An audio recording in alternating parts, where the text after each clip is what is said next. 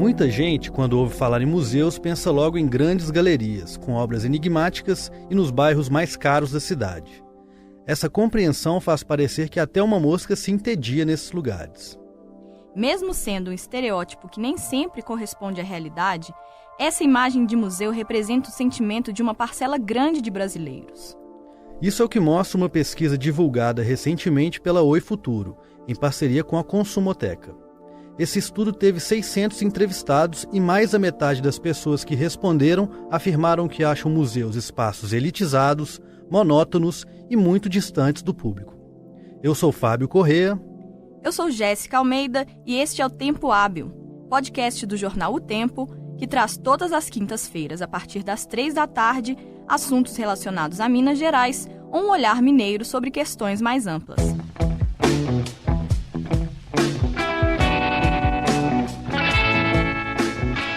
Não é verdade, é claro, que o museu precisa ser entediante, frio e apenas para um público restrito.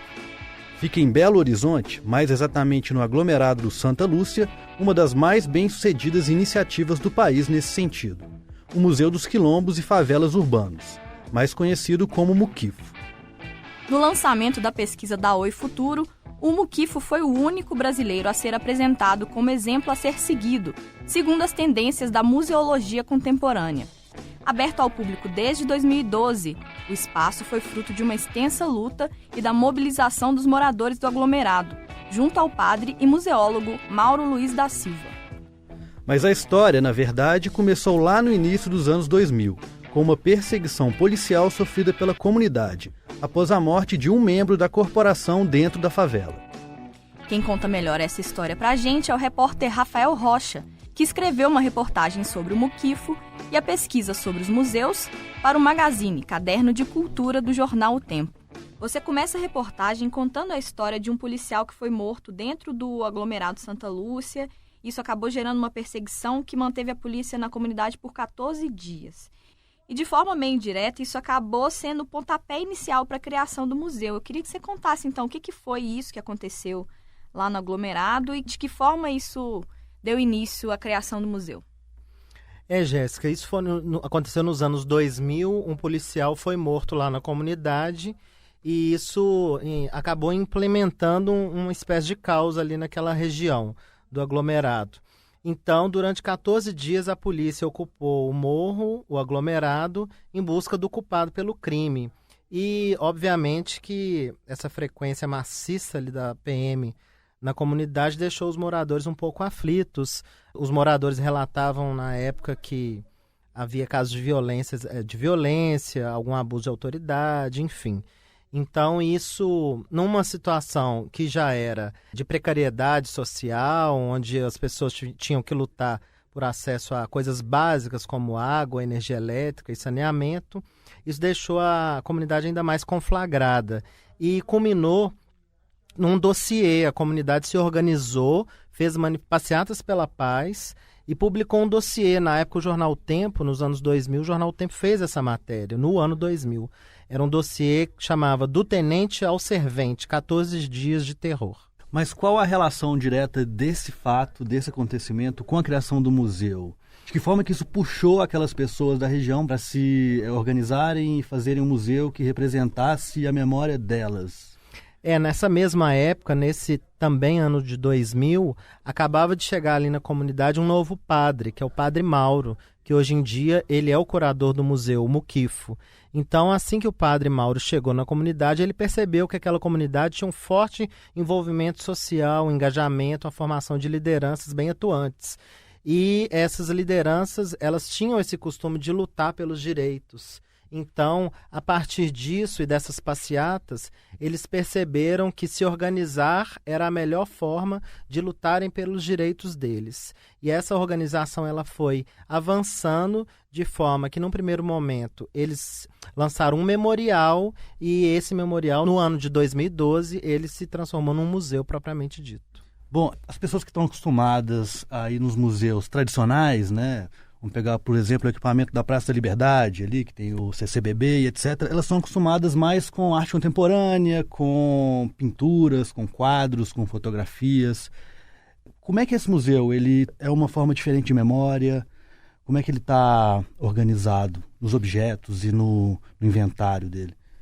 Esse museu ele está no que os museólogos consideram de vanguarda da museologia, que é chamada de museologia social, que é uma coisa muito simples. Na verdade, em vez do museu se dedicar a objetos, a quadros, a telas e a esculturas, que também é importante, obviamente, essa museologia social ela prefere se dedicar a narrativas. O que é isso? É um museu prestar atenção no que as pessoas estão comentando do seu universo, da sua sociedade, da sua comunidade.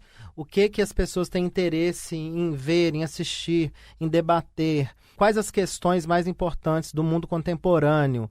Então, esse museu, no caso, o Muquifo, que está sendo colocado em nível nacional como um museu de referência, ele se preocupa em contar a história dos moradores e das moradoras daquela comunidade. Então o acervo dele foi todo montado a partir disso. Desde lá do ano 2000, que eu contei para vocês, de todo aquele contexto social, os moradores da comunidade foram juntando seus objetos que eles tinham nas suas residências, nos seus barracos, foram levando para o Padre Mauro e isso foi criando o acervo do museu. Você já falou um pouco da relação, que é uma relação bem próxima, né? Pelo jeito que você fala, da comunidade com o museu. Eu queria que você contasse, assim, o que você viu de mais legal nesse sentido lá, enfim, como que as pessoas se utilizam não só do espaço do museu, mas da instituição museu. Eu fiquei muito entusiasmado quando eu cheguei lá e visitei o museu e fiquei até um pouco constrangido, porque o museu fica a 4 quarteirões da minha casa e eu nunca tinha ido ao museu. O acervo dele é todo doado pelos moradores. O museu não compra nada, tudo ali é doação da própria comunidade. De que forma? Por exemplo, são várias mostras, o que o padre e o curador chamam de coleções. Uma delas é formada por objetos trazidos pelas empregadas domésticas. O padre percebeu que a comunidade ali moram muitas empregadas domésticas.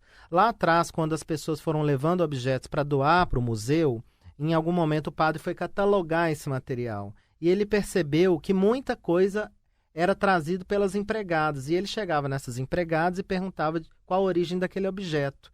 E as mulheres respondiam, foi presente da patroa. Ele perguntava para outra, de onde veio esse cinzeiro? E ela respondia, foi presente da minha patroa. E essa narrativa se repetia. Então ele percebeu que ali já tinha uma curadoria pronta. Então ele montou uma exposição só de objetos dados por patroas. E isso tem um forte apelo social. Por quê?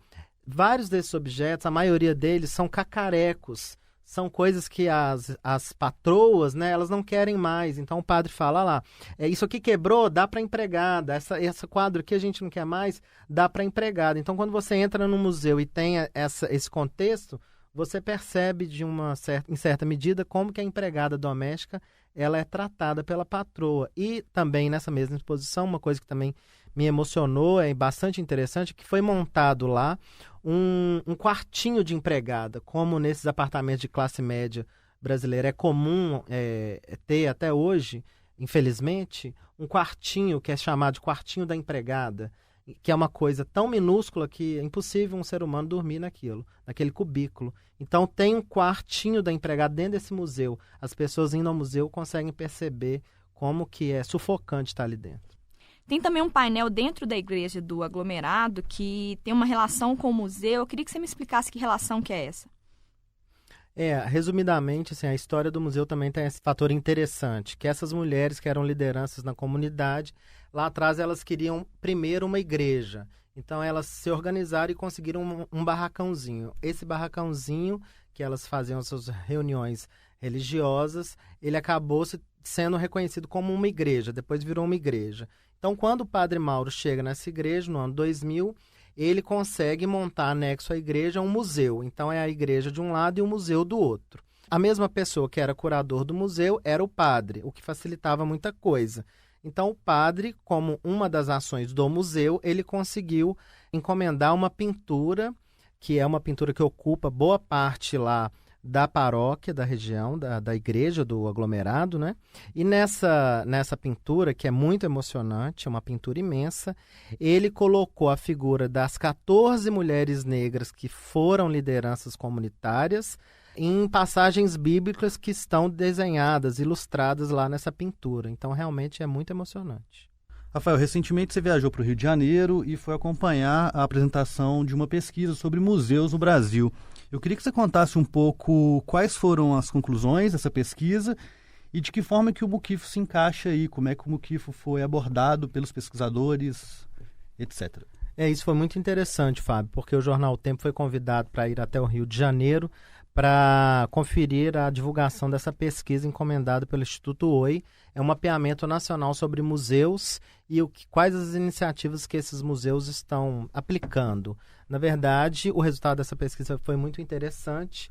O resumo principal é que as pessoas, a maioria dos entrevistados, 50% dos entrevistados, eles acham que os museus brasileiros são monótonos e elitizados e que têm conteúdos pouco interessantes. Então, a partir dessa constatação, os especialistas em museologia, eles estão preocupados em como atrair as pessoas para os museus. As pessoas, elas não querem mais ir no museu ficar de uma forma passiva, olhando pintura, olhando escultura. Claro que isso é importante, mas do ponto de vista museológico é possível você aproximar essa relação do visitante com o acervo de um museu e pensar em estratégias mais atraentes para trazer essas pessoas como o Muquifo está fazendo. O Muquifo, que existe então na comunidade aqui de Belo Horizonte desde o ano 2000, ele está no mínimo 18 anos, 19 anos à frente, porque ele já faz isso. E o Muquifo foi o único museu brasileiro citado como exemplo nesse mapeamento nacional. E acabou que o envolvimento com a pauta do Muquifo te evocou algumas experiências pessoais e eu queria que você contasse um pouco que experiências são essas e de que forma você foi afetado por essa pauta, por esse assunto. Sim. Quando eu cheguei lá na divulgação da pesquisa e percebi que o museu mais elogiado era um museu de periferia, isso já me tocou inicialmente. Na sequência, eu conversei com a editora Soraya Beluzzi e falei com ela desse museu. E ela falou, então nós temos que fazer uma matéria sobre esse museu. E eu fui lá no Muquifo e realmente me tocou profundamente, porque o museu, que todo construído com um acervo de periferia e o museu instalado numa comunidade, numa favela, e me remeteu a uma história minha, porque eu morei numa favela. E então eu tudo que o padre me falava, eu remetia a uma parte da minha vida e a histórias do meu passado, realmente tudo fazia sentido. Quando ele comentou, estava explicando a exposição das empregadas domésticas, a minha mãe foi empregada doméstica, então toda aquela narrativa fazia sentido para mim. Quando ele demonstrava os objetos ali de folia de reis, de congado, doados pelos moradores da favela, o cinzeiro doado pela empregada, os outros objetos doados por senhoras ali da comunidade, eu realmente voltei no passado e fiz uma viagem assim, lembrando de todo o cotidiano que eu vivenciei dentro de uma periferia e como essas comunidades, ainda hoje, infelizmente, elas são escanteadas. Rafa, só para fechar, além do Muquifo, você também está acompanhando outras iniciativas culturais aqui da cidade que subvertem um pouco dessa noção tradicional de museu, mais distante, que são a mostra de fotografias feitas pelas prostitutas e o Museu do Sexo das Putas. Eu queria que você contasse um pouquinho do que se tratam essas iniciativas. A gente fez essa matéria também sobre uma exposição que está aberta lá no CRJ, que funciona no centro, na Praça da Estação. O CRJ é o Centro de Referência da Juventude. Então, essa exposição ela conta com fotos feitas por prostitutas que trabalham ali na região da Guaicurus, que é uma zona boêmia conhecida, uma das maiores do Brasil. Essas prostitutas elas passaram por uma oficina de fotografia, uma fotógrafa profissional, então elas aprenderam técnicas profissionais de fotografia e elas foram tirar fotos delas próprias ou do quarto onde elas trabalham, fazendo fotos do cotidiano ali, do ofício delas. Então essa exposição também me parece bastante interessante, que é o olhar da profissional do sexo sobre o ofício dela, colocando a prostituta como protagonista da sua própria história. E o outro museu, que é uma iniciativa recente, que está ainda muito incipiente, que veio ao noticiário essa semana, que lá na mesma região central ali da Guaicurus, está para ser criado no futuro o Museu das Putas e do Sexo. Ainda é uma iniciativa privada, até as informações que a gente tem até agora, é uma iniciativa privada e Ou seja, que não tem dinheiro público, né? Até agora foi informado que não há dinheiro público e caso houvesse também, não há problema nisso. Um museu é obrigação do Estado e é obrigação do poder público montar um museu, porque o museu é fruição cultural, o museu ajuda nós a entendermos quem somos nós, valorizarmos a nossa memória, a nossa história, a nossa cultura e a nossa educação. E através disso que nós nos tornamos pessoas melhores e com maior civilidade. Então, mas essa iniciativa ainda é muito incipiente. Num imóvel lá no centro foi colocada uma placa da Prefeitura, da Fundação Municipal de Cultura, autorizando o local a funcionar como museu. As informações, por enquanto, são essas. O que quer dizer isso? O imóvel é muito antigo e é tombado. Então, quando o imóvel é tombado, para ter ali qualquer reforma, tem que ter autorização da Diretoria de Patrimônio da Prefeitura. Por enquanto, nada mais que isso. Só sabemos que há planos ali de se montar um museu do sexo e das putas. Mas isso é uma iniciativa que ainda está incipiente. Vamos aguardar.